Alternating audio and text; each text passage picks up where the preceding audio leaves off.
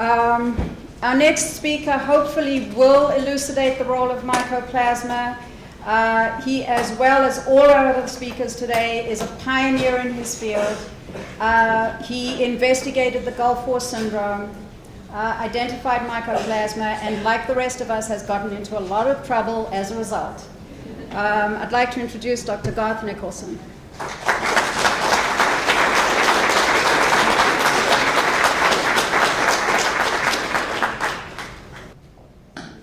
Thank you, Dr. Fine. Well, I apologize for the technical glitches here. I had to use my own computer because we had some problems with the other computer. But I think we're on track now. And my role is actually to continue talking about the co-infections in Lyme disease. And I'm fairly recent, actually, to the Lyme area. So you'll have to excuse me because some of the examples that I'm going to use, we've actually used chronic fatigue syndrome patients, but there's a large subset of chronic fatigue syndrome patients who are actually Lyme patients. So I think that's an acceptable exchange for our purposes. Just to tell you some of the things that you can do yourself to help yourself at the end of my talk. In addition to the antibiotic therapies, there are a number of over-the-counter products and regimens and so on that you can use to help yourself. And I'll spend a little bit more time on that. And I really won't go into things like antibiotic regimens, which are, of course, the first front of our techniques in treating infections like Lyme and their associated co-infections.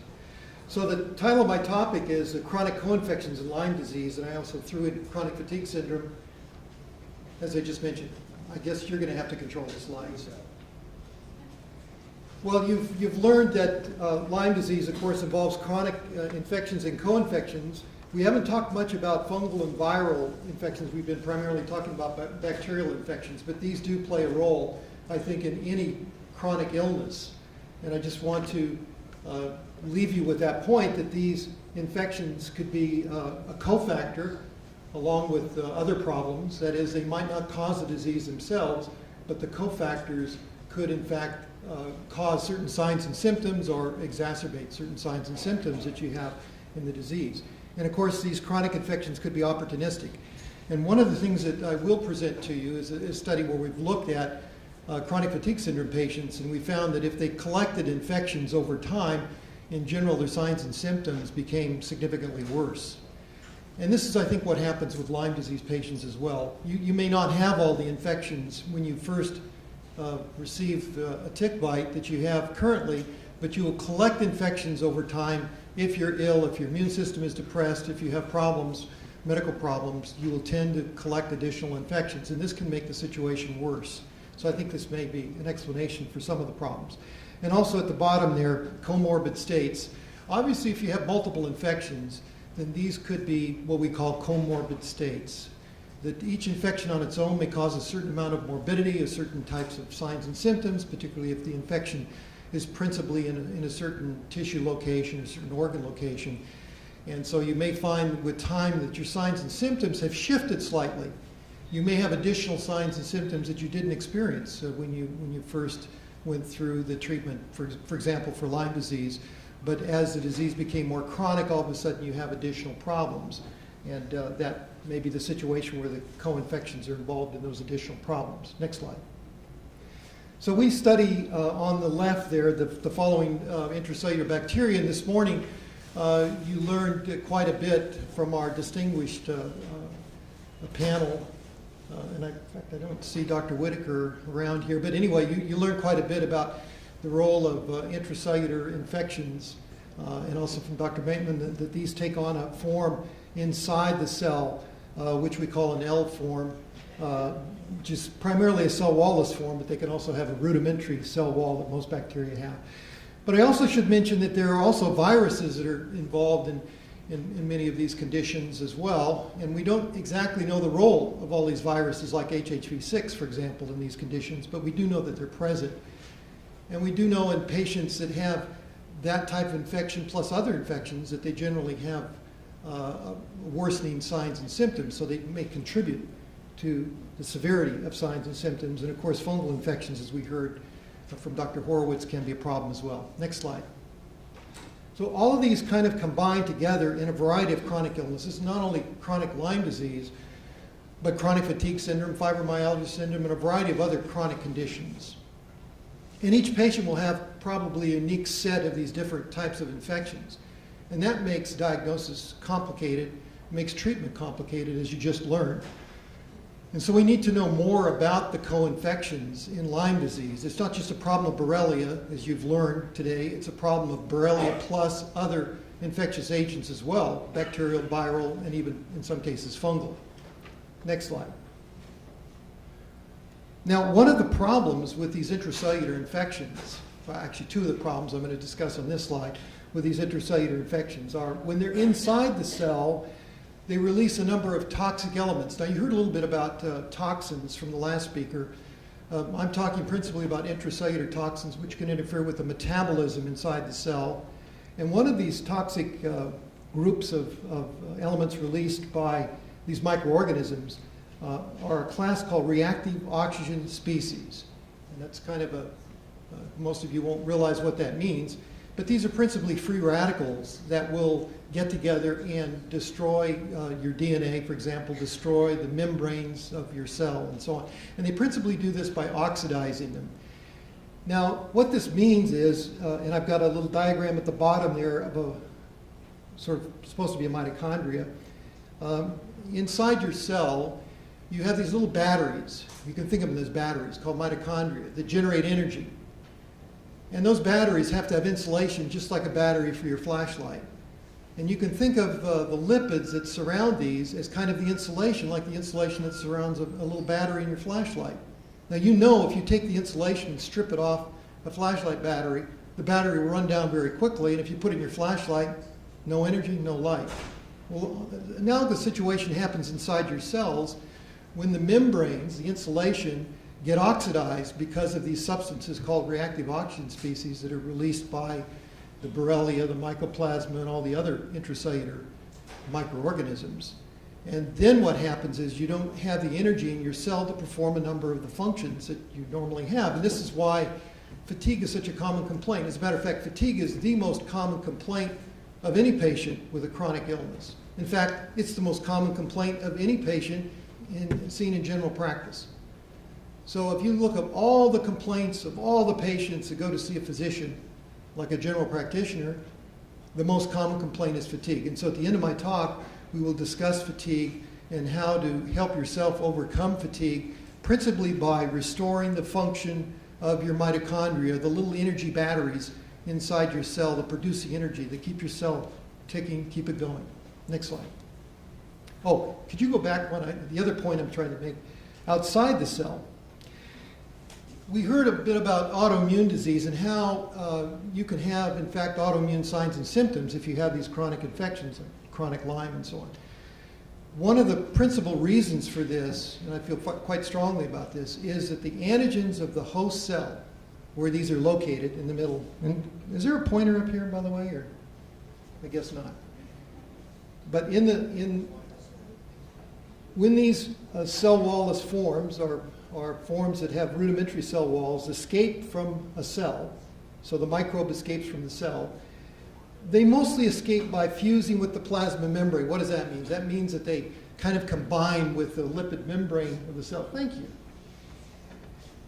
And in this process, part of the membrane of the cell is actually picked up by the microorganism when it's released.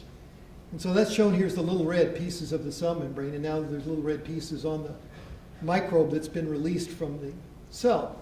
And that little piece might contain host cell antigens. And what can happen here is that this microbe, once it's released, can be recognized by the host's immune system. But when the host responds against it, it sees these host cell antigens on it as well, and it ends up responding against those, thinking that those are carried by the microorganism, but in fact, they're host antigens. And what it does is it sets up what we know as a concomitant immune response. That is, the host will respond against the microbe containing the host antigens, but then it will also respond against the cell that contained the antigens in the first place. And this is what an autoimmune response is. So this can happen, and it happens very frequently, for example, in the synovium. The synovial cells often release parts of their antigens with these infectious agents. And then you can get a situation with rheumatoid arthritis where you get an autoimmune response against the synovium in the joints. Now, the other way that can happen is that there are certain antigens on the surface of these microbes which are called mimicry antigens. That is, they mimic normal host antigens. And the microbe uses this to hide from the immune system by changing some of its antigens so that it actually looks like host antigens, so it thinks it can escape the immune system by trying to tell the immune system, look, I'm a normal host antigen, I'm not an invader. But in fact, they're not perfect, and so you can end up getting a response against the mimicry antigens that results in an autoimmune response, again, against the host cell. So these are some of the ways in which a microbe tries to fool the immune system, and in fact it comes back on ourselves, because if it tries to fool the immune system and it can do it successfully, and you get a response against host cell antigens or mimicry antigens, then you can have an autoimmune response. So I hope that helps explain that. Next slide. Well, Dr. Horowitz, I think, perfect introduction for my own talk, because he discussed the fact that these are very complex illnesses. Chronic illnesses in general, I think, are very complex. And in medical school many years ago, we used to teach that, well, if you have an infection, like infection A, that's going to lead to disease A. If you have poliovirus, you'll get polio. We now know that that's very simplistic thinking, and most chronic illnesses, even if they involve an infection, don't follow that course exactly. And the reason is because, as we've been discussing, there are often multiple infections that are involved. And it turns out there are probably multiple genes that are involved in the host. So there's certain genes called susceptibility genes that may allow the host cell, for example, to be colonized, and it may allow the microorganism to escape recognition, and a number of other things. And there may be different immune states as well that allow this to happen. And we heard a little bit about, for example, possible role of neurotoxins, and of course there are intracellular toxins as well as neurotoxins and other types of toxins that are released in this process. And you heard a little bit about heavy metals, and heavy metals may play a role in this whole process, not on their own so much, but as an adjunct to some of these other factors. Now, unfortunately, this is so complex that your normal physician wouldn't even think to look for example, heavy metals in the context of an infection, or in the context of a different genetic background or whatever, or in the context of different toxins. But in fact, I'm telling you today that in the future we'll probably have to put this all together to try and individualize the diagnosis and therapy of patients, to get a little more accurate picture how in your individual body things are going wrong and how do we correct them. Next slide. Now, unfortunately, there are a variety of diseases that are linked to chronic infections. And in some cases, the linkage isn't very good. In other cases, the linkage is very good. But at least there's subsets of patients in all these categories where chronic infections are a source of morbidity. That means a source of sickness. So they're contributing to the situation. They're contributing to the signs and symptoms, or in some cases, possibly even causing it. We don't know, but they're certainly contributing to it in certain ways. So we've been studying, for example, chronic asthma and chronic bronchitis, and we know that chronic infections are extremely important in that. Rheumatic diseases, you've already heard about rheumatoid arthritis and how, and you probably know yourselves that if you have Lyme disease, often you have symptoms of rheumatoid arthritis. But if you went to a rheumatologist and said, I'm a Lyme disease patient, they'd probably say, no, you're not. You're a rheumatoid arthritis patient. What do you mean you're a Lyme disease patient? It doesn't exist. So you've all had this problem before of trying to explain to your physicians the problems that you have so that you're not put in a specific category. Now, we've worked a lot on fatigue syndromes like Gulf War illness, fibromyalgia syndrome, chronic fatigue syndrome, and I'm going to try and pull that into my talk because this is a major problem. Fatigue is a major problem of all of you that have Lyme disease. Next slide. Gastrointestinal disorders. Some of the speakers touched upon this, but we've been very concerned with chronic inflammatory bowel disease and the role of chronic infections in this process. And it turns out they're extremely important. And so those of you, for example, that have a variety of these different chronic infections, and you've noticed that you have all these ugly signs and symptoms that mimic chronic inflammatory bowel disease, there's probably a reason for that. And that's that the inflammation of your bowel is probably due to a number of things, including the infections that are present in the cells in the lining of your bowel, in the epithelial lining. GU disorders we see quite commonly. We've heard a bit about cutaneous disorders, rashes and other things that can occur when you have infections that are subdermal and cause either hypersensitivity or some form of that, or some form of immune response that we really don't understand very well, that causes these rashes, and often these feelings, these peripheral neuropathies, these tingling of the skin, for example, a feeling of sunburn on your back, and all these unusual signs and symptoms that people have with these unusual infections. Next slide. And autoimmune diseases, I'll spend a little bit of time, as the initial speakers did, such as ALS and MS. In fact, chronic infections we think are very important in these diseases. We have our own data on this, which I'll present to you. Also lupus and so on, Graves' disease, very common. And periodontal diseases, this is an obvious thing where people have a lot of dental problems if they have chronic infections. And I have to tell you that I always stress to people that if you have any of these chronic infections, you need to go to your dentist and be examined to see if in fact you have any periodontal disease, any gum disease, and so on and so forth, because this is a common problem, a common condition with people with chronic illnesses, that they have a lot of dental problems, and those need to be taken care of, because unfortunately that is a very simple and easy way for these infectious agents to get into your system by coming in through the periodontal area. So that's something that needs to be attended to. Cardiac diseases, I know this is a real problem because my own father suffered from this. He had an endocarditis that almost killed him, and his cardiologist had no idea what was going on. And in his case, he had a combination of mycoplasma and chlamydia infection, and they just didn't know what they were doing there.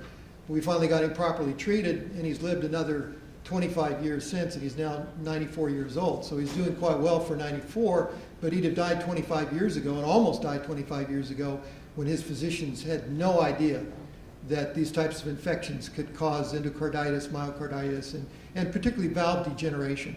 So for those of you that are showing very abnormal valve function when you go in to be examined, one of the reasons for that is these chronic infectious agents actually get in the tissue in the valve and start destroying it, and then the valve is not functioning correctly. And then they'll tell you, well, you've got to have a valve replacement, and in fact, maybe all you need is to be appropriately treated to recover from that condition.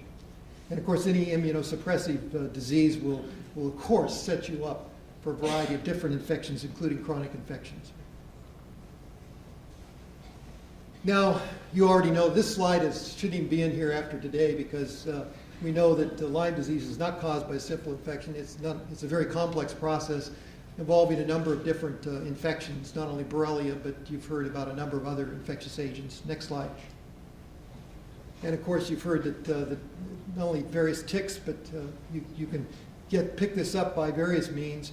Some of the infectious agents I'll talk about are actually airborne, and although they can be transferred by vectors, such as insects, they can also be picked up by direct contact, by sexual contact, or by airborne. So it's not just a matter of having insects bite you. Some of these infectious agents can be picked up in other ways. And I'll show you a very good example of that, where we've studied in family members that were completely well before veterans came home from war, bringing with them an infectious agent that was thought not to be transmittable by airborne route. And in fact, one by one, the family members came down with the same infection. Next slide. I call this the tick black box, because all these different types of infections that you've heard about today can reside in the same tick or in different ticks and so on. And so I'm going to start my talk by asking what is in the tick. Next slide. And if we ask that question, we can go to some resources, and my colleagues at the Medical Diagnostics Laboratories have published one study on this where they've collected ticks. In this case, they've collected local ticks from New Jersey and surrounding areas, and they've looked for the presence not only of the Borrelia, but a variety of co-infections as well. And sure enough, they find them in the same tick.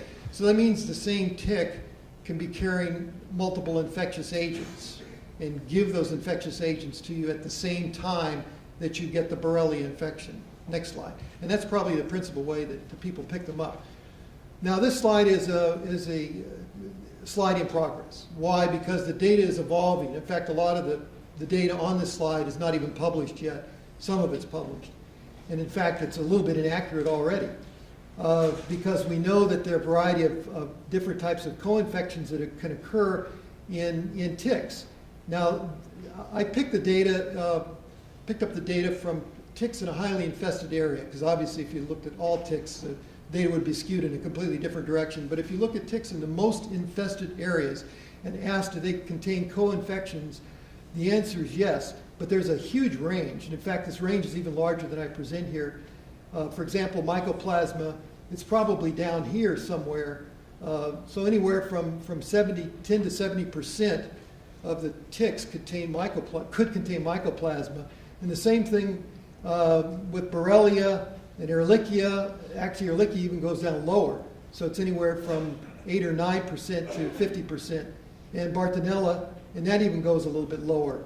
And Babesia as well goes a little bit lower. So there's a huge range of incidence of these different infectious agents in a group of ticks that are harvested in an area that's highly infested.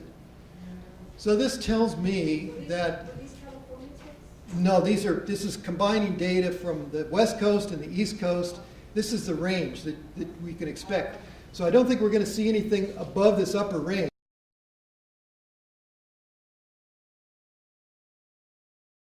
Bar should go lower as well. In fact, I just heard from Dr. Horowitz that he only finds 13% mycoplasma infection. On the West Coast, it's more like 65%. So there's a huge difference between the East Coast and the West Coast as far as I can tell. And further down, according to my colleagues at MDL, they seem to have a higher incidence of mycoplasmal infection compared to further up the coast. So I don't know the reason for that. There may be regional differences. It's only M-fermentans that was 13%. Oh, it's only M-fermentans. Oh, okay. Other mycoplasmas are off the wall. Oh, okay. All right. So, 90%. okay. So in fact, this is maybe even higher than is shown here. Our study on the West Coast showed about 65% of the patients that were Borrelia positive were also mycoplasma positive. And again, these are, you can see the range. So you have co-infections in patients. And I guess there are examples of patients that only have Borrelia infections and nothing else that's detectable, but I think that's probably a rare situation. And has anyone here seen a situation where you have a patient who has none of these other co-infections? I don't know of anybody. I've asked a few, and nobody has seen a case where somebody only had Borrelia.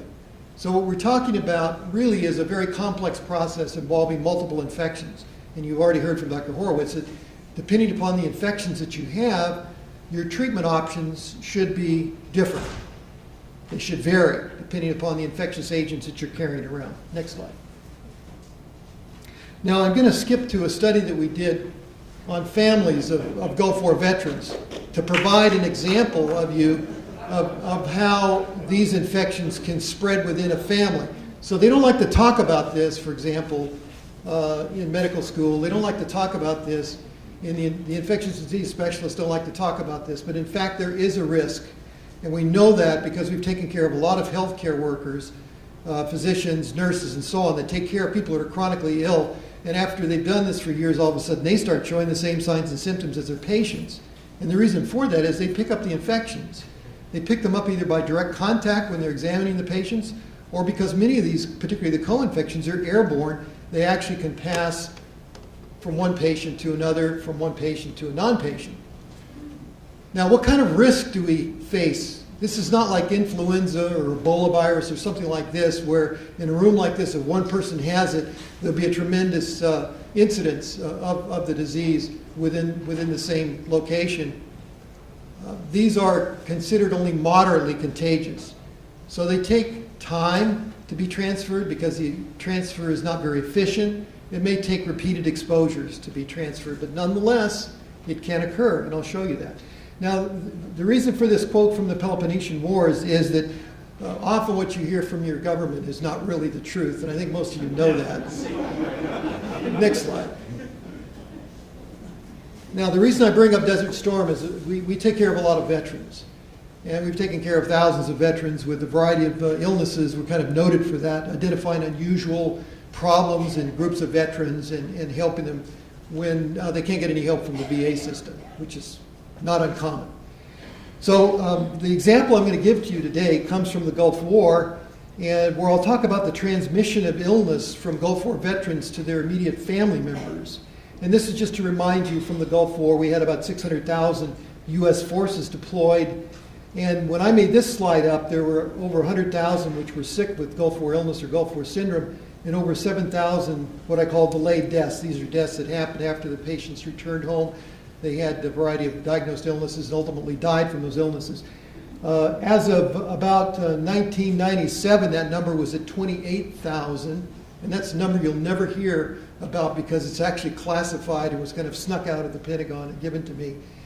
And the numbers are greater than 150,000, probably more like 200,000. Well, that's almost a third of the forces that were deployed exhibiting chronic problems after they come back. And what I mean after they come back, usually these problems started to present within weeks to months to years after they came back. And the most normal situation was within 5 or 6 months after they returned to 2 years after they returned, they came down with chronic signs and symptoms, which at the time the Pentagon and the VA was calling stress-related problems. These were all due to somatoform disorders like post-traumatic stress disorder and so on. It was all in their heads, in other words. Well, it turns out our stepdaughter was one of these veterans. And that's how I got involved in this, actually, because she was in the 101st Airborne Division, came back, got sick, was training to be a pilot. She was a crew chief in a Black Hawk helicopter in the deep insertions into Iraq, and she was decorated, came back. Everything was fine for her, but then she went to flight training and flunked out because of her health. So she left the Army, but now she's in medical school and doing quite well. Next slide. I get a little choked up over that. So what we started studying were the illnesses in not only the veterans, but in their family members, because as it turns out, when the veterans came back, their family members started to get sick with similar signs and symptoms. And nobody wanted to deal with this. Nobody wanted to even admit that this was happening. But in fact, there are a couple of studies that show, in fact, the studies actually come out of the U.S. government itself, but they're not published studies. But these are present in reports. For example, one study, 77% of spouses were showing the same signs and symptoms within 2 years after the veterans came back, and 65% of the children. And we found it in healthcare workers, for example, in some cases co-workers. So we've documented some of this now, the next slide, and published our results. Now the problem was, from the Gulf War, there were a number of different exposures, some of these environmental, some of these had to do with chemical exposures, and then there was the potential for biologic exposures. And we were principally interested in the biologic exposures because really only the biologic exposures could be transferred or should be transferred or transmitted to your family members. Now there might be some rare exceptions for this. If you brought a lot of equipment back that was contaminated, let's say from the Gulf, and you gave it to your children to play with, they could potentially come down with an illness. But that was extremely rare because we checked on that very carefully. And in fact, there were very strict guidelines from the Department of Defense. People who came back from the theater of operations, essentially they could not take any equipment back, they could wear their uniforms back. In most cases they had to give up practically everything that they had in the Gulf. So they came back, and yet the illnesses still came back with them. Next slide. So what could these be?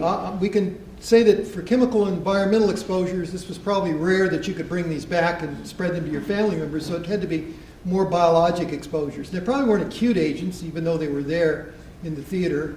They were probably chronic agents. And we found evidence for mycoplasma and brucella. There were possibly some evidence for mycotoxins, and there were some other things as well. We concentrated on mycoplasmas and later brucella. Now, there's a little bit of confusion with this because, in fact, these are agents that had been worked on by a variety of countries as incapacitating biological warfare agents. And I got into a lot of trouble when we found some unusual genetics in some of these organisms, but that's another story. Next slide.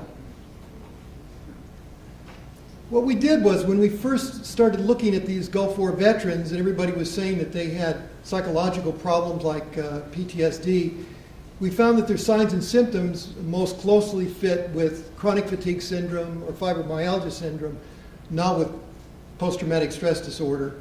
There were some things which we didn't agree with, and subsequently the psychiatrists in the military that really did study this agreed that they didn't fit the classical case of post-traumatic stress disorder, and they actually published a paper in Military Medicine on this. We stuck our necks out. We studied 650 veterans and decided that most appropriately Gulf War syndrome, as it was being called, was not a new syndrome. It was not necessarily related strictly to the Gulf War. There were people that were in the Gulf War that had exposures and had illnesses because of that, and those illnesses, if they were civilians, would probably be called chronic fatigue syndrome and fibromyalgia syndrome just on the basis of their signs and symptoms. Then we started looking at the immediate family members, and this is again published in 2000, where we found, studying some of the families, that the spouses and the children started to have the same signs and symptoms as the veteran who came back who complained of illness. And that started the whole thing. That started when we really started to get in trouble when we reported this. Next slide. This means that although no matter what happened in the Gulf, when a veteran had Gulf War illness, when he transmitted it to his spouse and his children, that this was probably only infections that were passed and not anything else, except perhaps in rare cases. Next slide. So how do we study this? Well, we studied this by looking at the family members and choosing a group of veterans that we found that were mycoplasma positive. And there's a big argument as to where this mycoplasma came from, and that's again another story. But we chose a group of them to study because we knew they had an infection already. And how about their family members? Next slide. Well, the families were infection-free before or as far as we know, before the veterans came home. At least they were signs and symptoms free. In the Gulf, the people who became ill that have Gulf War illness had about a 40% rate of mycoplasmal infection. Actually varies between 40 to 50 in different studies. Now compare that with chronic fatigue syndrome patients, where about half of them are infected with a variety of different species of mycoplasma. And I won't go into this, but in the civilian group, we looked at 6 different species of mycoplasma, and civilians often had combinations of different species of mycoplasma, and it was very common that there were multiple infections, as I'll show you in a moment, in the civilians, but not in the Gulf War veterans. They principally had one infection, one species, Mycoplasma fermentans. Now that was a little suspicious right away, let alone the genetics of that particular mycoplasma. In fibromyalgia syndrome, the same thing. About 60% in our published studies have multiple mycoplasmal infections. Rheumatoid arthritis, it's about 45 to 50%. Lyme, I already showed you, 65%. ALS in the civilians, it's about 85 to 90%. In the Gulf War veterans that came down with ALS, 100% of them had this one infection, Mycoplasma fermentans. Now it turns out that's not the only infection that they had, but every one of them had that one infection. In the case of the ALS patients, we also found there was a particular very unusual virus that they all had too that we didn't expect, called an enterovirus, and a very specific type of enterovirus called an Echo 7 enterovirus. And that combination of a mycoplasma, usually Mycoplasma fermentans, and the Echo 7 enterovirus seemed to be a combination that was a sure thing for ALS. Now we don't know exactly what role these bacterial and viral infections play in very complex diseases like ALS, but I'll come back to that later in the talk, and if we have time for questions, I'll be glad to answer. Yes, these are all by PCR. We principally use molecular techniques to examine patient samples, and primarily because we're kind of a molecular lab.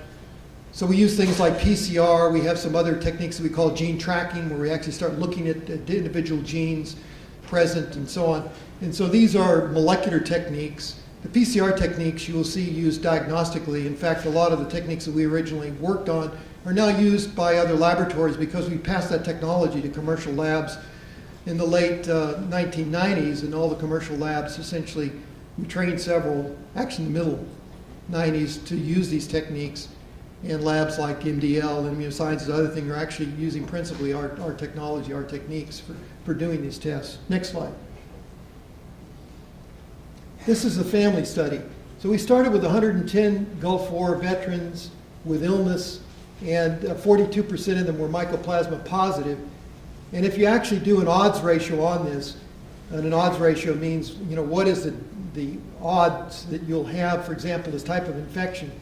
And in this statistical analysis, the odds ratio is about 18, which means that you have an 18 times a greater chance than your colleague of having this infection if you're a sick Gulf War veteran with Gulf War illness. So that's not chance. Now, in the 150 family members, we found that there were, of course, some of them were veterans, and about half of these then had the symptoms of chronic fatigue syndrome. And obviously we were very interested in that, but not all of them. Half of them were healthy. And we tested the ones that fell in the category of chronic fatigue syndrome, and remember, these have signs and symptoms that are very similar to the veterans, it's just they're civilians. So you don't say they have Gulf War illness, they were never in the Gulf, they have chronic fatigue syndrome. 70% of them were mycoplasma positive, and actually it's more than 90% were Mycoplasma fermentans, the same species that the Gulf War veterans came home with. Now remember, in the civilian population, normally when civilians come down with chronic fatigue syndrome and they're tested for mycoplasma, they often have multiple infections. And in the United States, the most common is Mycoplasma pneumoniae, not Mycoplasma fermentans.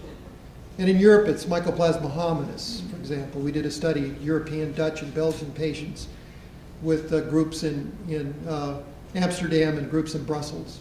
So we know that civilians, whether they're European, whether they're American, North American, when they come down with chronic fatigue syndrome and have these infections, they don't just have this one type of infection that we found in the Gulf War veterans. Now it's interesting, you have a 25 odds ratio of 25, which means you have a 25-fold greater chance of having that infection if you're the spouse of a sick veteran. So now the ratios go up. And if you're a child, and most commonly the children, which if children come down with these infections, they don't normally present with what you would call in the population chronic fatigue syndrome. If there are any pediatricians in the audience or people that have had sick children, often children have unique problems. And we found that a very common diagnosis of the child was autism or attention deficit disorder if they had these infections. Now, the reason that this is interesting is that these children were symptom-free before the veterans came home. The infection passed because it turns out they have the same infection. Greater than 90% of them had Mycoplasma fermentans. So they had the same infection as the veteran, but yet they came down with kind of an unusual developmental disorder, autism or attention deficit disorder. Now, since we've gone to Central California where there's an epidemic of autism, and we've looked at a couple of counties there like San Luis Obispo County, and there we find there's a very high incidence of these types of infections in the civilian population. But we don't just see this Mycoplasma fermentans. There are other infections, other species of infection. So one of the problems, one of many problems of children that have autism or attention deficit disorder is they could have chronic infections. That's the bottom line. And that's not being looked at very carefully, at least. And now somebody has come after us and found similar sorts of findings, but other people haven't, so it may depend upon the area. The healthy family members, we found 12% Mycoplasma positive, and that's higher than the normal incidence of any mycoplasma. Normally it varies between 2 to 4% or more. You can get false positive, which are either carriers or people that have a slow onset of a disease process, so you're not going to see it when they turn up positive. So yes, you can have one of these infectious agents in your blood and not show signs and symptoms, but we've never seen a situation where you have two of these infections and are symptom-free. So at the end, a little later on in the study, I'll show you a correlation between the number of different infectious agents and the severity of signs and symptoms and the breadth of signs and symptoms in these patients. So as you collect more infections, if you're sick, you'll have a worsening of your signs and symptoms, and you'll have more organs involved, more tissues involved, so you'll have a greater breadth of your signs and symptoms. Next slide. And of course, it's all been published, so it's all been peer-reviewed and published. So just to go, this is just repeating, I'll skip this because it just repeats that other data. It's not necessary.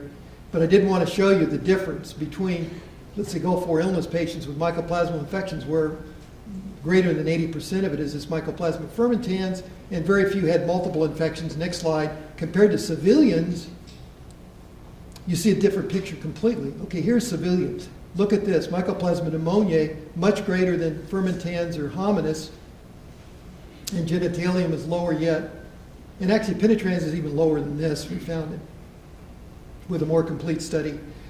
But the most important thing is that 55%, or more than half, the majority of them have multiple infections, usually something with M. fermentans. So M. fermentans and M. pneumoniae was the most common co-infection. So civilians had multiple infections, and in fact there was a wide range of onset of illness in the civilians, so many of them had been sicker longer than the veterans when we studied them, so they may have collected those infections over time, and that's what we think in many cases probably happens, that you don't get all your infections at once. Let's say you've been bitten by a tick, you may get multiple infections, but if you don't get adequately treated and you stay chronically ill with time and with suppression of your immune system, with other exposures, you'll start to collect more infections. And they won't necessarily be related to tick-borne infections. And that's something that you have to worry about if you remain untreated for a long period of time. Next slide. Okay, in the family, again, look at this high rate, 90%, one infection. That's totally different from what we see in civilians. Next slide. And the same thing with the autism patients. Next slide. So again, in the veterans, there are multiple reasons why these veterans came back with these infections, but we've concentrated now on the vaccines. In fact, one of my colleagues in the VA managed to get some real samples of vaccine, real military vaccines, not these, I won't say, bogus samples that are given out for people to check and they don't find anything. And they actually found mycoplasma and some other contaminants as well in the vaccine. So we know that they're there in the vaccines. But we also know that the way the vaccines were given during deployment, in some cases 25 or 30 vaccinations within a 2 or 3 day period, is extremely immune suppressing. Just like children that receive multiple vaccines in a very short period of time and their immune systems are suppressed and they may pick up infections because of that, these veterans probably picked up their infections either as minor contaminants of the vaccine or because they're immune suppressed because of the vaccination protocols that they went through during deployment.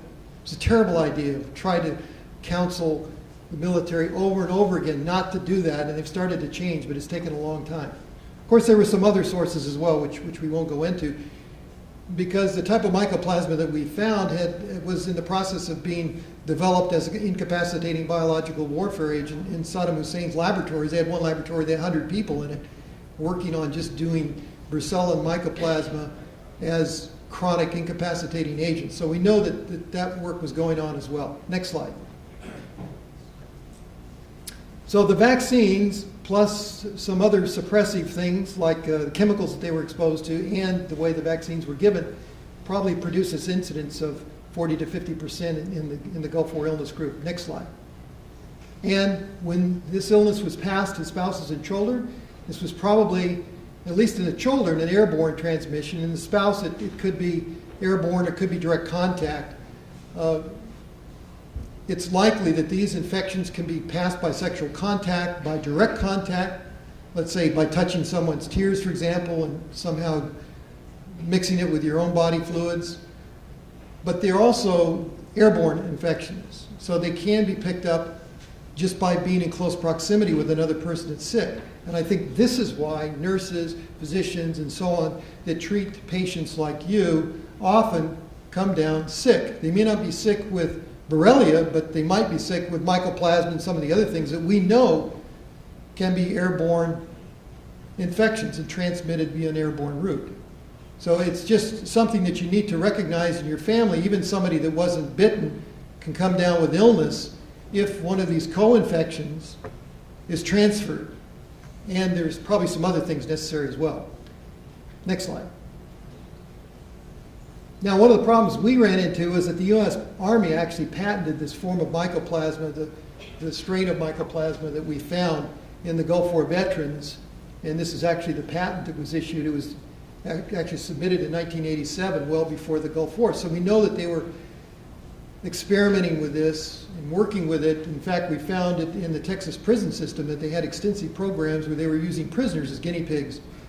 And one of the reasons I left Texas is that it got too hot. And I'm not talking about the weather, because when we discovered this, it was, of course, a violation of international treaties, a violation of national laws, a violation of state laws, a violation of everything you can think of, to use without informed consent, essentially weapons, and test them on unsuspecting individuals, and using them as guinea pigs in the process. And a lot of people died in the prison system down there, and the guards were getting sick, and we were trying to help them out. And they did things like, they had a private crematorium where the bodies are going to, and before they went there, they went to an Army base and they were autopsied. Then they went to a private crematorium, and there were a lot of funny things going on. The records all disappeared, and then it was all denied in the end. Next slide. So these are some of the things that can go on.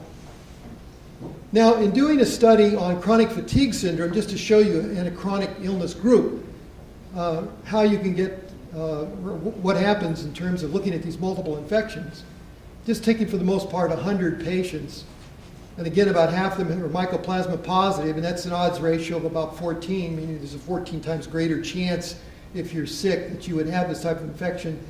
HHV6, which you've heard about today, there's only about a 5% chance, 5% greater chance that you'll have that, a 5-fold greater chance you'll have that. Chlamydia pneumonia, again, is about 5-fold greater because the incidences are lower. And brucella, there's again about a 5-fold greater chance. We found actually, interesting, in rural areas, brucella was more of a problem with chronic fatigue syndrome patients. So in rural areas of Kansas, Missouri, Texas, for example, where people were taking care of livestock, and the livestock, this is a common infection, they were picking up, because it's airborne, brucella, and they were showing signs and symptoms of chronic fatigue syndrome while they were actually had brucellosis. But in fact, if you looked at their signs and symptoms, you couldn't tell the difference between chronic brucellosis and chronic fatigue syndrome, just like you can't really tell the difference precisely between chronic Lyme disease and chronic fatigue syndrome, because these signs and symptoms are all overlapping, so it becomes difficult. Now, if you had any chronic, well, I shouldn't say any chronic infection, that's actually bad nomenclature, because we only looked at a few. If you had these infections up here, you had chance was 18 times greater, with a very high significance, that you would have an infection, any infection. But if I meant any infection, it would probably be 1,000 times, fold difference, because there are a lot more infections than we looked at that are possibilities in terms of causing you problems, causing you signs and symptoms. Next slide. Now, we asked the question, are there subsets of patients that actually collect all these infections, and so they skew the results? So let's say there's a certain subset of patients that have a lot of infections, and then there are other patients that have none. And we didn't see that, because when we actually separated out the patients, and I didn't expect this, into mycoplasma positive and mycoplasma negative. So this, in the case of chronic fatigue syndrome patients, this would be about 25% of the patients, and this would be about 25% of the patients. And that's why we chose to represent it that way. You could split the sample in half, and then ask, do they have chlamydia pneumoniae, HHV6, or other infections? They look exactly the same, which means that these infections, the co-infections, are being randomly dispersed among this population of patients. So there isn't a subset that has all the infections and other people have very few or none. It seems to be random. Next slide. And in fact, we looked at this. We also looked at the association with the severity of signs and symptoms, and this was published in a European pathology journal. And I just want to show you this, because this is what I mentioned at the beginning of my talk, and this is what's instructive to you. Next slide.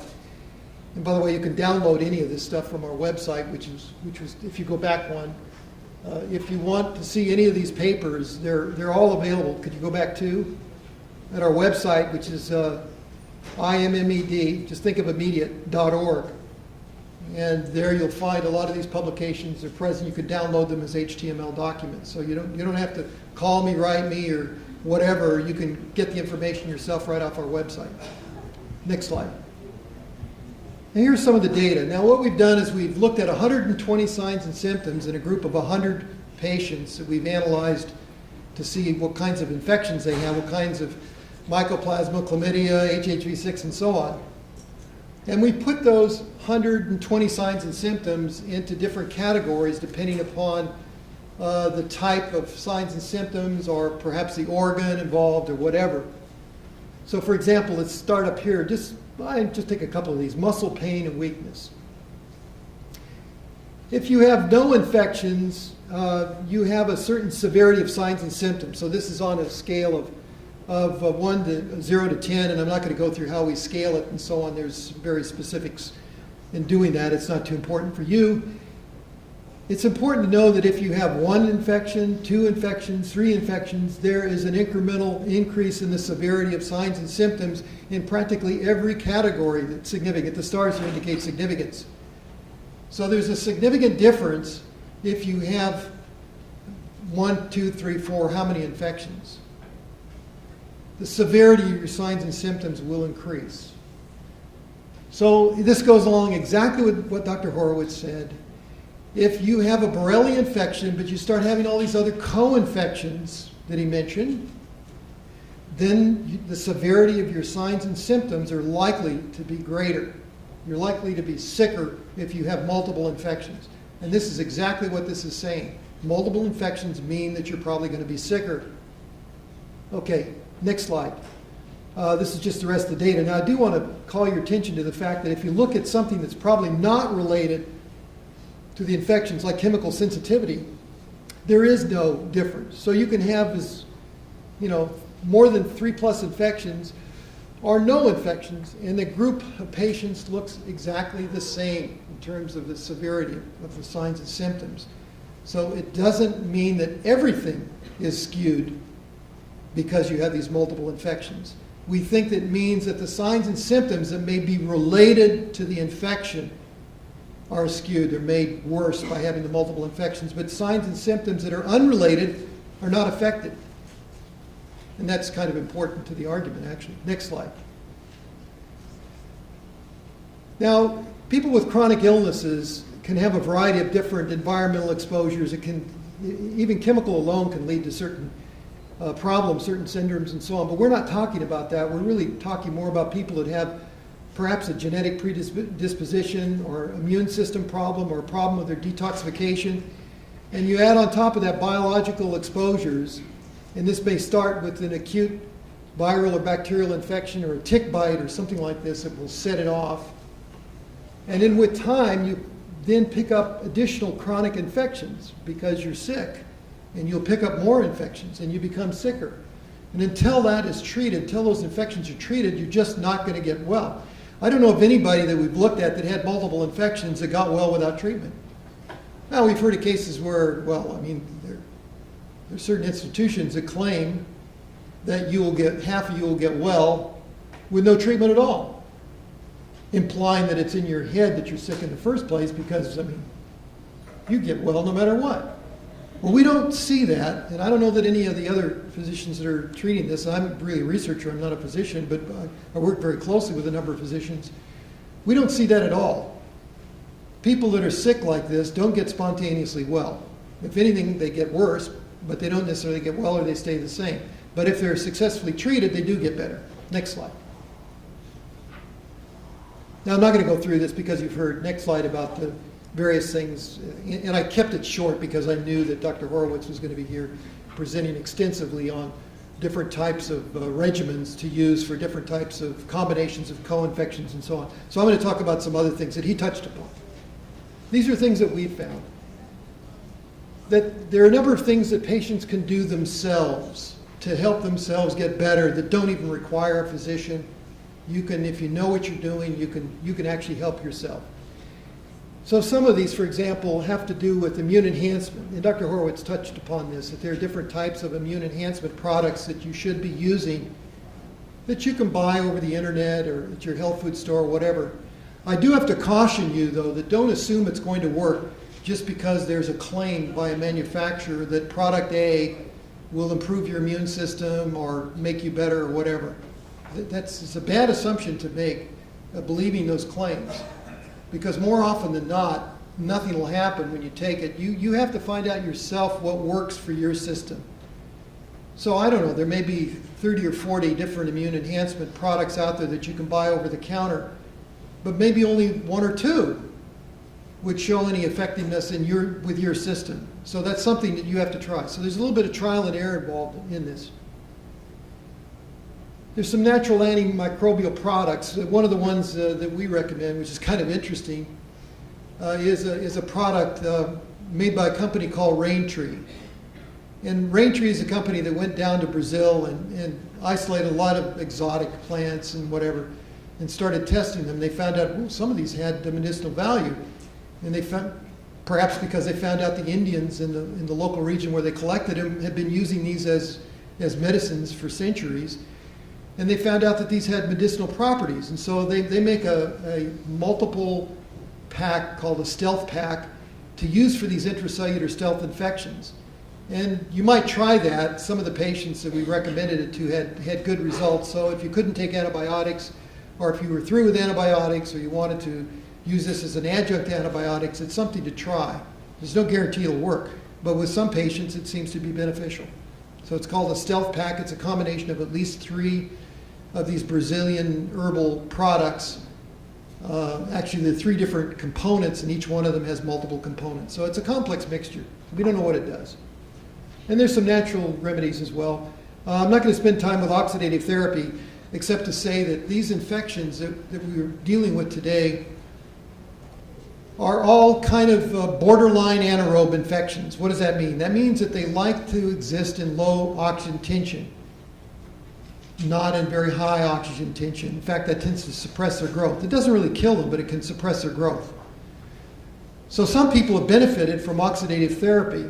That is, it tends to suppress the growth of their chronic infections. It won't cure them, and if they remove the oxygen therapy, then in general they return again. But it's a good palliative approach. It seems to help people. Next slide.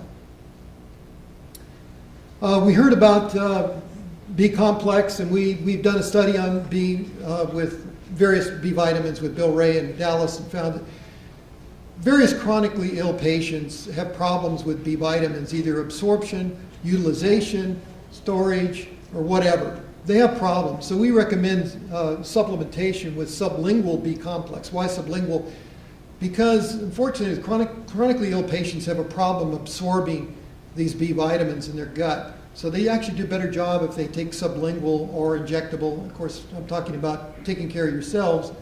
So sublingual is the way to go. And also things like CoQ10, for example. Minerals like selenium, for example, magnesium, you heard a little bit about this, and these are things that are a little bit lower in most chronic illness patients. I don't think that it's critical, but supplementation may actually help patients. Try and reduce refined sugar. That's extremely important, particularly if you suffer from concomitant yeast infections and so on. Getting sugar out of your diet is very important. In fact, we think that it's one of the stimulatory molecules or groups of molecules for these infections. Caffeine, alcohol are also bad. Of course, get on more natural foods. And probiotics, replace the depleted gut flora. We recommend that patients 2 hours after any antibiotics take massive amounts of probiotics to replace the depleted gut flora. This will help with your digestion. It will help calm down your gut. And actually, then we also recommend 30 minutes before that you take 50 milligrams of Benadryl to calm your gut down if you're taking oral antibiotics. It's very important that you calm your gut down so that you don't have these gut-associated problems. And you have to control the other infections, obviously. Next slide. Just what kind of Benadryl doses are we talking about? 2 Benadryl tablets, over the counter, to two those little tiny little things, that you buy at the store. Next slide. Oh. Okay, now I'm just going to spend a couple of minutes. I promised you I'd talk about fatigue. And this is the little battery inside your cell. It's called a mitochondria. And in the middle of the mitochondria here is the inner part of the mitochondria, which is the business end of oxidative phosphorylation. And this is where all your energy, or your metabolites are converted into energy in the cell. Okay, next slide. And I wrote kind of a review on this for that journal. Next slide. That's the reactive oxygen species I told you about. Now I'll talk to you about, we've done 2 or 3 clinical trials where we could restore mitochondrial function and reduce severe and moderately severe fatigue in chronic fatigue syndrome patients. And actually now we've expanded that to all sorts of chronically ill patients and even aging patients. So if you're beyond 60 years of age, for example, and you suffer fatigue, and almost everybody does, a lot of it's because your mitochondrial function has gone down. So when we looked at it, one of the studies was a group of aged patients where they had lost 40% of their mitochondrial function. Now, independent of how they lost it, primarily it's due to oxidation of their mitochondrial membranes. And I told you the analogy with the battery. In the mitochondria, if your membranes get oxidized, that results in a leaky membrane. And when the membranes get leaky, you can't maintain the potential across the membrane. Again, like stripping the insulation off the battery, the mitochondria run down, they can't produce the energy. Next slide. You have to keep clicking it a few times. So we actually use an oral supplement called NT Factor, which is composed of phosphoglycolipids. So these are the components of the membranes of the mitochondria in the cells, along with probiotics, next slide, and growth media for the probiotics, next slide. And these will help repair the membranes. So here are the membranes. This is what diagrammatically the inner part of the mitochondria looks like. And here's the business end of oxidative phosphorylation, these complexes that produce the energy, the high energy molecules. And what happens is that if some of these lipids, which are shown here with the ball and chain, on both sides, it's a lipid leaflet, get oxidized, then they become leaky, and then you can't maintain this differential potential across the membrane, and the mitochondria, like the battery, get run down. Next slide. So you got to replace those lipids or fix them. Okay, now we can replace them because the lipids will, what we call, partition into the membrane. So they will naturally move into things like membranes because it's what we call a hydrophobic compartment. So you can feed lipids as long as you can keep them from being oxidized. You will take that up metabolically. It will be picked up by transport molecules in your blood, transferred to cells, will be transferred to the membrane of the cell, and then inside the cell there's another transporter type of molecule that will pick up the lipid and transfer it to the mitochondria or the other structures of the cell. So all that system is to efficiently take in lipids that you ingest dietetically and move it to the places where it's needed. Next slide. But what you don't want to do is to have them oxidized. So we did a clinical trial. In this case, this is the one on aged subjects, 50 years old average, age 33 to 79.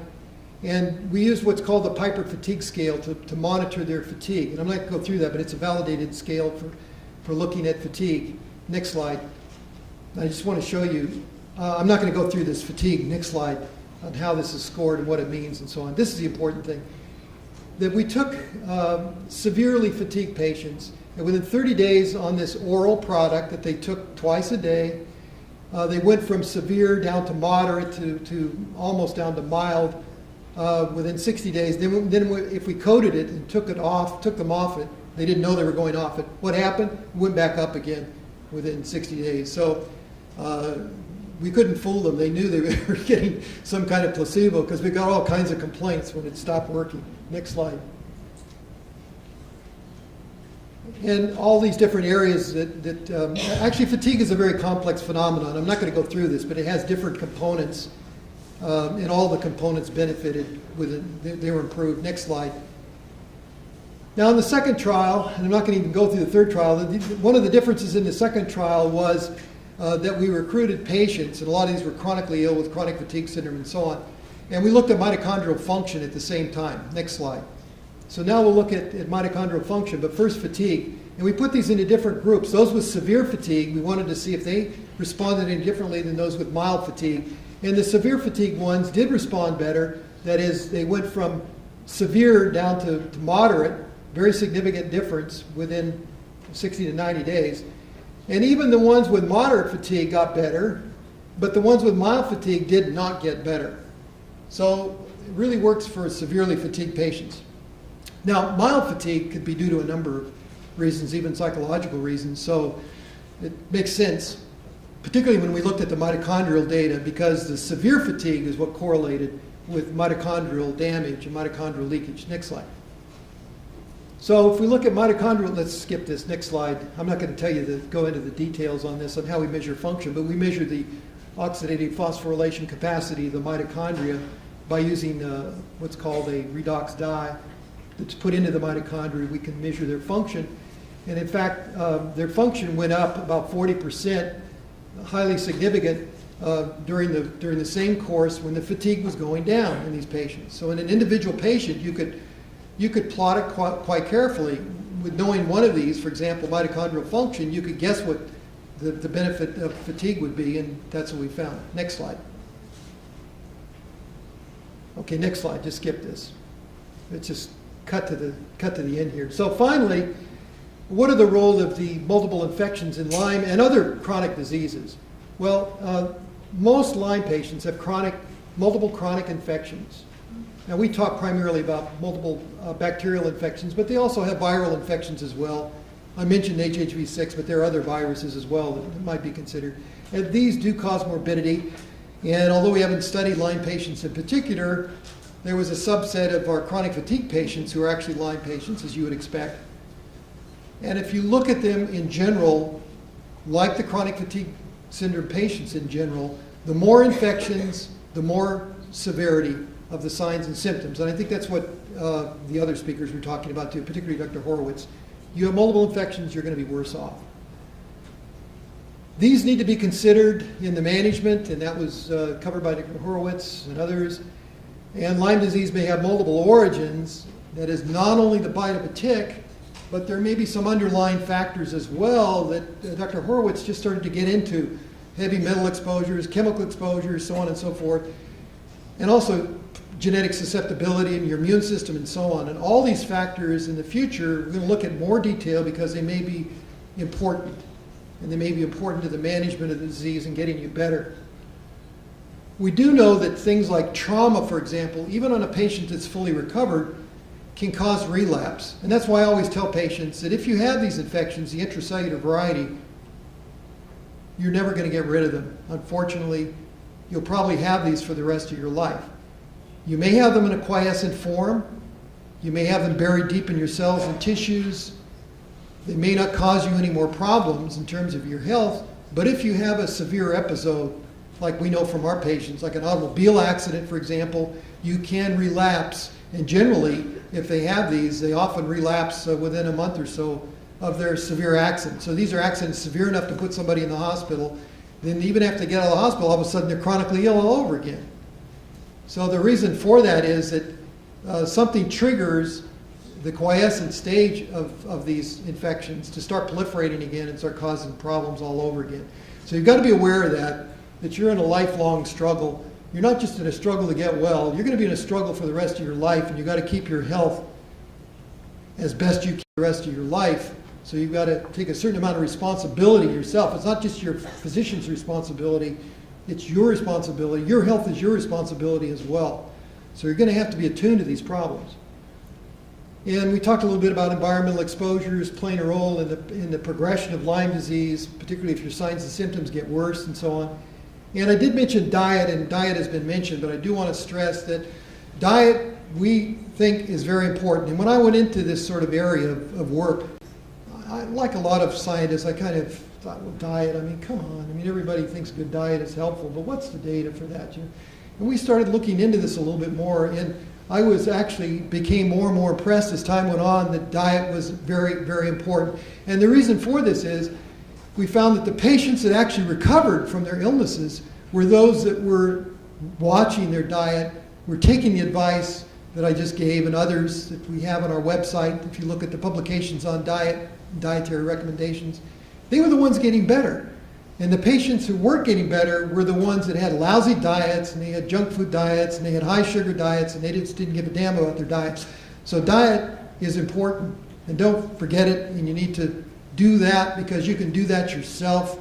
You can watch your diet yourself, and that's something you can do yourself without assistance from your physician. Okay, is that the last slide? Yeah. Okay, I'm sorry for rushing through most of this.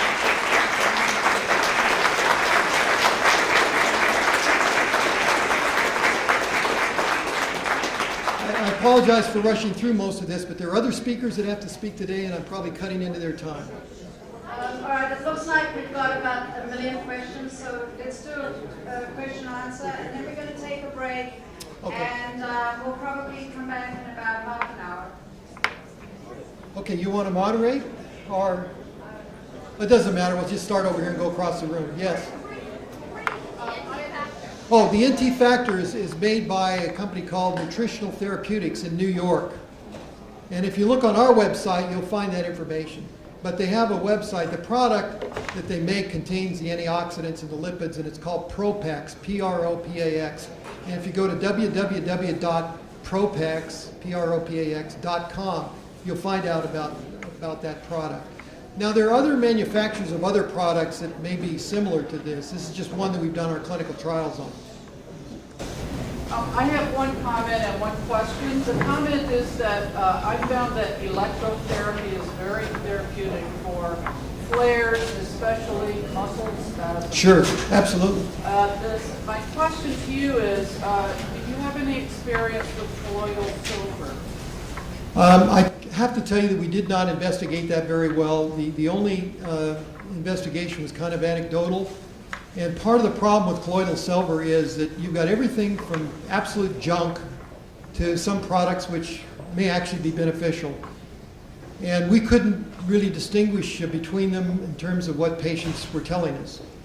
And we started this actually because a lot of the Gulf War veterans who came back and became sick, that's something that they could get themselves. So a lot of them got colloidal silver that didn't do a damn thing in them.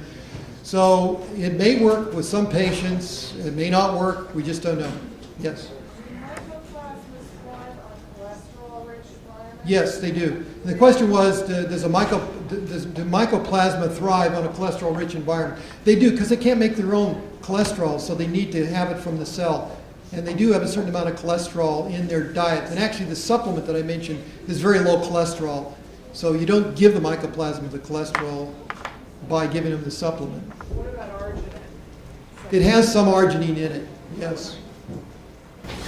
And what about hydrostyron for reducing both the cholesterol and also taking out the neurotoxins? Well, again, there are a lot of possible things that could be done to detoxify the body. The question was, there's some other detoxification regimens which may be important, and we just haven't investigated that, so I can't really comment on it. But I think any of these areas are good areas to investigate.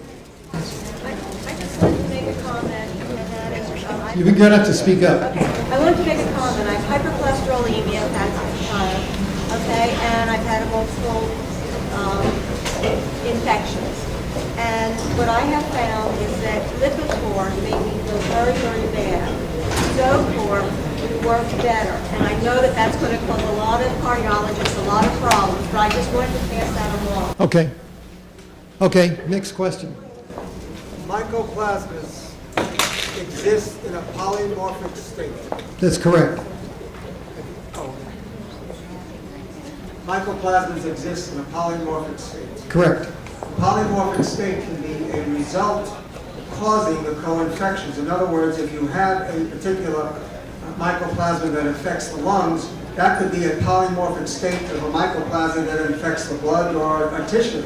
Well, generally we think that these are systemic, and I won't go into the reasons for that, meaning system-wide, is because you can detect these things in virtually all the organs of the body after an initial infection. Now, you may, if it's an airborne infection, you may see a mild pneumonia, like a community-acquired pneumonia, but then resolves, and then it goes into a chronic phase. Does that sound familiar to Lyme disease patients?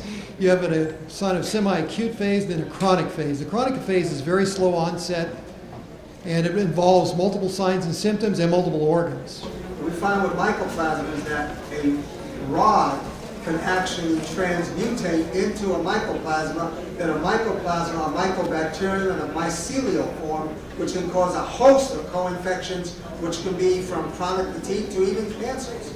Well, that's an interesting point, and we just don't know about these different forms of mycoplasma, whether some might be more immunosuppressive, if that's what you're alluding to, than others, and that could very well be. We just don't know.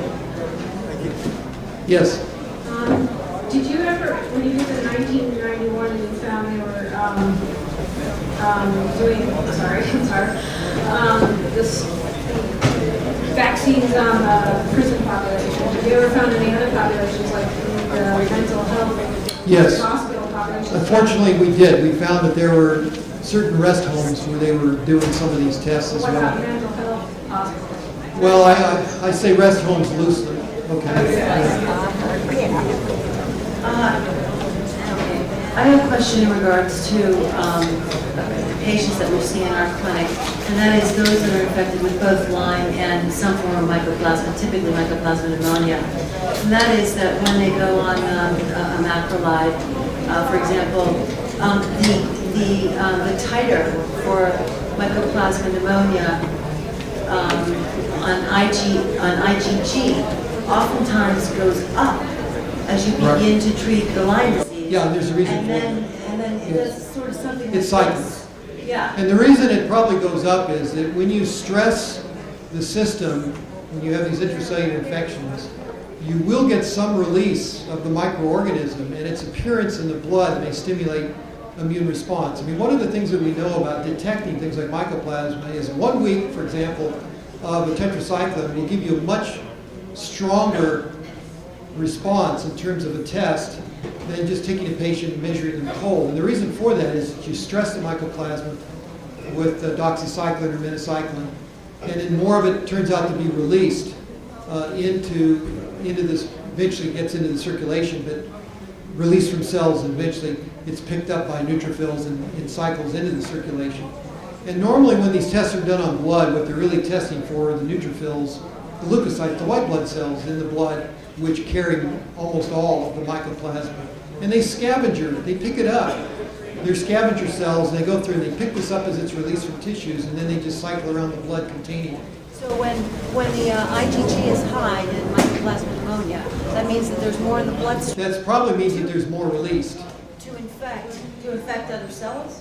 Well, possibly, or if it's been stressed or killed or whatever. We don't know its state. We have no idea of its viability once it's released. But the problem is that most of the antibiotics that are used to treat these types of infections will suppress the growth of the infections, but they won't actually kill the microorganism. They'll just suppress it. Sometimes they send it into a quiescent phase where it's no longer proliferating, and it may no longer be a problem, but it's still there. And Dr. Matlin talked about this when she talked about different phases. And these quiescent phases or persistent phases are very important in things like chlamydia, mycoplasma, and Borrelia. And these quiescent or persistent phases can last for years virtually. And then something can trigger it. And I use the example of an automobile accident in some patients or severe trauma triggering it again. We don't know exactly what happens during that process, but we do know the patients that have undergone severe trauma, their immune systems go down in terms of their ability to respond against additional infections and so on, and that may play a role. We just don't know. Greetings. Taking my case of Lyme as someone who believes in a kind of blend of Western or Eastern or composite medicine, I've noticed that lots of products out there, and we have a lot of difficulties getting pure products. Like a lot of people complain about cholestyramine, for instance. They want to do cholestyramine therapy, but they find that it's got artificial sweeteners or 2 kinds of yellow aluminum-based dyes. And then to get it compounded independently is really hard. So I was wondering if people are putting pressure. And I'm from California, or that's where I know about Lyme. People here know a lot more in a lot of ways, so we're kind of struggling out there. But also products like BioCleanse and things, they're supposed to repair leaky guts and things like this. Often they're horribly sweet, and that goes completely counter to the idea that I believe in, like keeping sugars out of the diet as much as you can, or at least short-chain carbohydrates that could be quite damaging. So there seems to be a lot that needs to be learned by the so-called nutraceuticals companies. Oh, I agree. I couldn't agree more. I mean, it's a problem that we have. I mean, irrespective of the brochure that says I'm from Connecticut, in the brochure, whoever heard of Huntington Beach, Connecticut, by the way, in the brochure? I didn't even know Connecticut had beaches. I've never seen a beach in Connecticut, by the way. There must be a beach in Connecticut. But I'm from Huntington Beach, California, and I would agree with you that we're responsible probably for too many of those products out of California. yeah, and unfortunately they try and say, well, you know, people won't like it unless it's sweet, and Yeah. Thank you. I was very glad to hear you speak about Gulf War syndrome and what's happening, because I imagine that when people come back from Iraq, we'll see more of this. We have been, Yes. even though you won't hear about it in the newspaper or Right. from the Pentagon or from the VA. But Yes, what I we just are. want to verify is what I heard. One, you're saying the government knows about all this and the Veterans Administration. Secondly, that it can be communicated. And my question is All of that is published. can Lyme disease also be transferred within families? Well, certainly the co-infections have the potential of being transferred. I don't know of a published study showing transmission of Borrelia. Do you know of any studies transmitting Borrelia except by insect vector? Some of these are less likely than others. And mycoplasma is very likely to be passed by an airborne route or an insect route. Borrelia, probably less so, and I don't know of any evidence for that. You don't know yet. I don't know yet, but I don't know that anybody's really properly studied it, so I don't know. Yeah, in animals? Yeah. Okay. From animal, like a cat? Okay. If a cat had Lyme disease, could it transmit it to you? Well, if it scratched you, yeah. Scratch? Yeah. Well, if there any, are you ready? Well, yeah, but we've got to have a break. Oh, I don't care. There's supposed to be a 15-minute break. Yeah. I've been told that you're supposed to get a 15-minute break, so if you have any other, everybody break, and if anybody has any questions, they can ask them. Good. All right, quick question. I heard that garlic is an excellent antibiotic. Is that true? I don't know if it's an excellent antibiotic, but it has antibiotic properties, and well, it won't hurt you. I love garlic myself. It's always when you take it out, when you need it. There are some forms of garlic that are enteric coated garlic with the let's say the bad smell removed more or less. And if you take it, that's what you should probably take. The enteric coated garlic, so it doesn't upset your stomach. I have a question. Yes. One more. Last question. I beg your patience. Okay, why don't you use the microphone because it's getting kind of dicey here.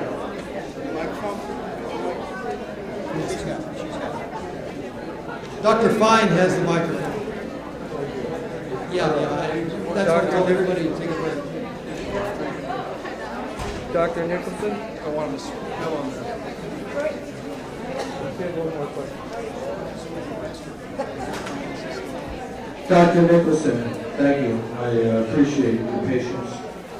My girlfriend suffers from Crohn's disease, and she also suffers from other ailments, specifically chronic fatigue syndrome.